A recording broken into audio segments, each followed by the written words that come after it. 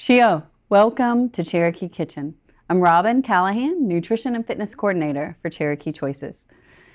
Cherokee Choices is a chronic disease prevention program for the Eastern Band of Cherokee Indians under the Public Health and Human Services Division. Traditional Cherokee foods are some of the healthiest foods we can incorporate in our diets. Our wild greens like ramps and sochans, our wild mushrooms like wishes and morels, all of our wonderful wild berries, and our lean protein like speckled trout and venison. We also have our healthy grains like chestnut bread and bean bread, which is what we will be focusing on today. So bean bread is naturally high in fiber and naturally low in fat.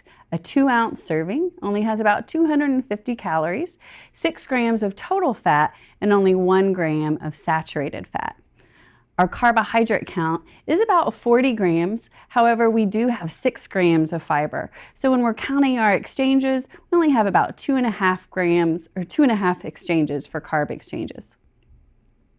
When we look at increasing our fiber in our diet, we want to add those fruits, vegetables, nuts, whole grains, and beans. This is going to protect our heart, help us lose or maintain our weight, and help prevent type 2 diabetes. The average American only gets about 15 grams of fiber a day, and it's recommended to have 25 to 35 grams a day for overall health. So today in the kitchen, we're going to be making bean bread, so let's get started.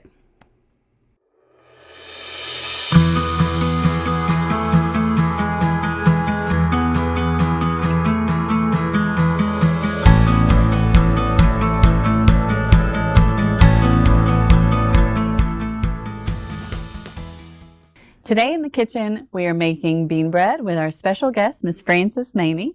And Frances is the office administrator with Cherokee Choices and an enrolled member of the Eastern Band of Cherokee Indians, a part of the Paint Town community. So thank you so much, Frances, for being here today. Thank you for having me. Oh, you are welcome. And I'm really looking forward to learning how to make this bean bread. So. Okay. To get started, can you just tell us a little bit about the ingredients to get us started? Okay. What we do is we have to use unbolted cornmeal, and that has been processed in the Robbinsville area of the state.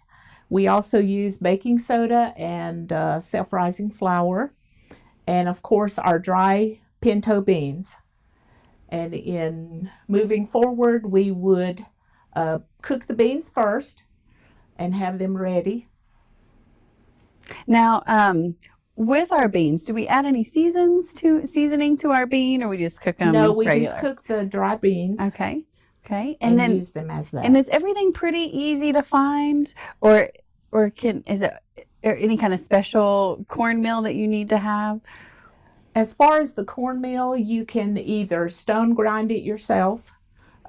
Or you can go to an old-timey grocery store to purchase. It is hard to find, so that's why it's always popular to be able to stone grind it yourself.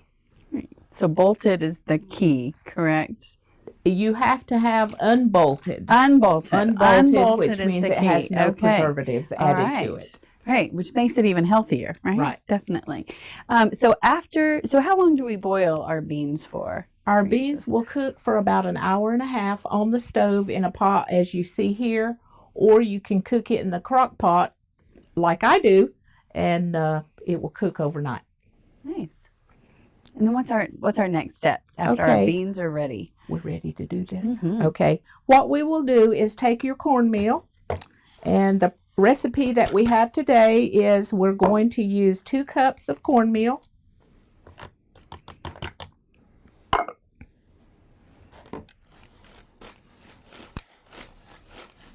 We'll add a 1/2 cup of flour. And we keep stirring it as we sift it. And that sifter just sort of melds everything together. Great. And then we'll use a 1/2 teaspoon of baking soda. We'll sift all of the dry ingredients out because when you stone grind the cornmeal, it will have some excess that hasn't been removed as it was ground. So we want to have a very small, smooth surface, smooth finish of the cornmeal.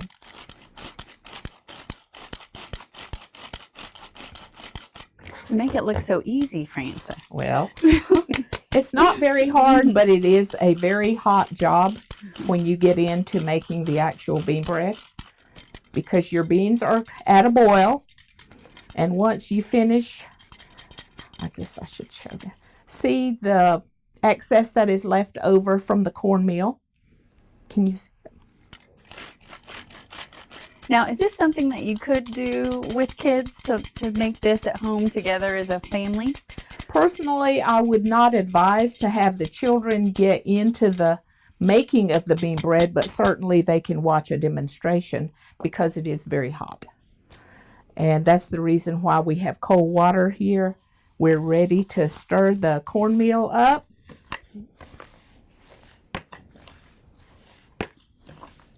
And we will start dropping our beans into the bowl with the cornmeal mixture.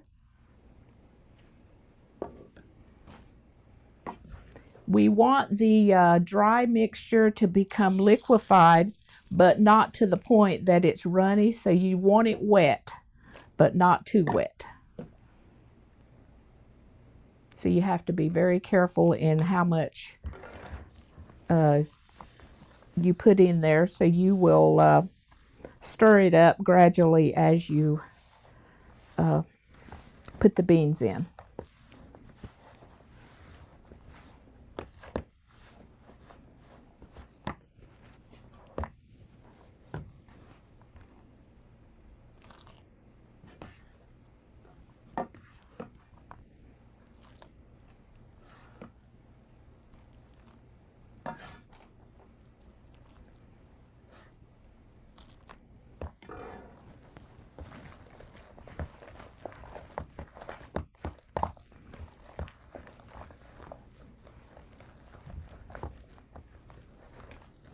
And now comes the hot part of the job.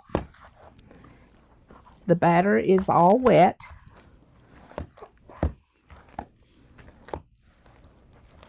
So you'll begin to start taking small pieces of the cornmeal mixture.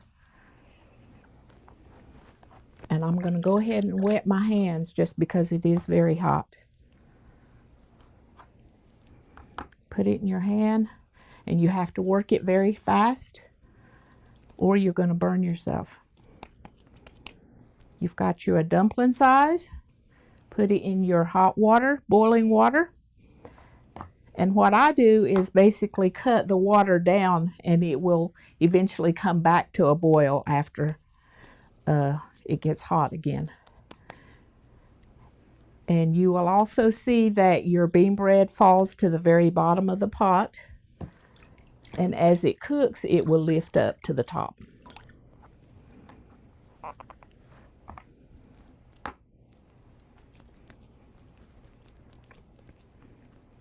And that's how you make bean bread. Very simple, but very hot. Once you get all of your bean bread dumplings into the hot water, it will take about 10 to 15 minutes for it to come to be fully cooked. And it never comes out equally, so you will always have one that is a little smaller than the rest.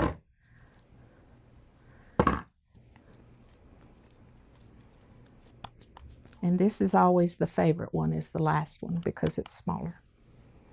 And now we're ready to let it cook. Okay, now that the bean bread is fully cooked, we're ready to serve. This looks delicious. So we'll take it out. Drain as much water off of it as you can. And it's on the plate ready to serve with whatever you choose to eat it with.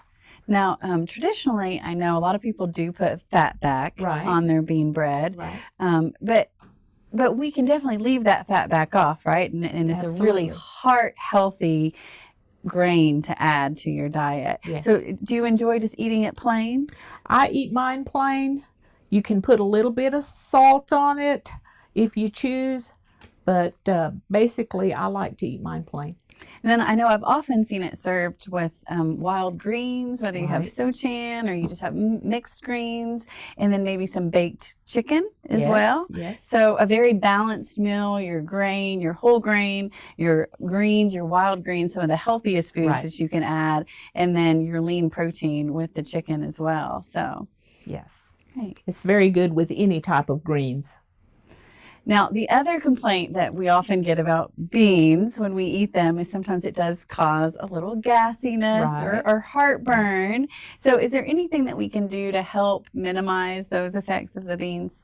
Well, we've already put the baking soda in, which is good for upset stomachs, gassiness, and